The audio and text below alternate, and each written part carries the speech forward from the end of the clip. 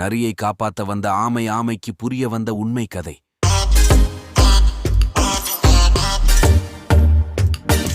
ஒரு பெரிய காட்டுல ஒரு ஆமையும் நரியும் நண்பர்களாயிருந்தாங்க. அந்த ஆமைக்கு அதோட கனமான ஓட்ட பிடிக்கல. இப்படி கனமான ஓடு இருக்கிறதால தான் தன்னால வேகமா ஓட முடியல, பறக்க முடியலன்னு வருத்தப்பட்டுச்சு அந்த ஆமை. இறைவன் கொடுத்த உடல் எப்பவும் ஒவ்வொரு மிருகத்துக்கும் மாறுபடும். ஒவ்வொரு மிருகத்துக்கு தனித்துவமான உடல் வாகு கடவுள் ஏன் கொடுத்திருக்காரு தெரியுமான்னு நரி கேட்டுச்சு.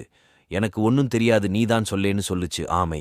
உடனே நரி சொல்லுச்சு, ஒவ்வொரு மிருகத்தோட வாழ்விடத்தை பொறுத்து இயற்கை கிட்ட இருந்தும் ஒவ்வொரு மிருகத்துக்கும் பொதுவா ஏற்படுற ஆபத்துகள் கிட்ட இருந்து காப்பாத்திக்கிடவும் அந்தந்த மிருகங்களுக்கு தேவையான உடல் அமைப்பை கொடுத்திருக்கிறாரு.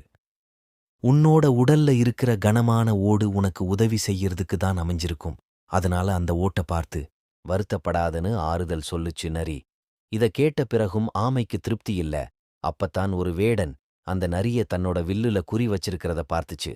ஆமை உடனே அந்த நரிக்கு பாதுகாப்பா குறுக்க வந்து நின்னுகிடுச்சு. ஆமை வேட்டைக்காரன் விட்ட அம்பு ஆமையோட முதுகுல பட்டு கீழே விழுந்துருச்சு.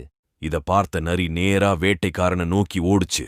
நரி தன்னை நோக்கி வர்றத பார்த்த வேடன் அங்க இருந்து ஓடிட்டான்.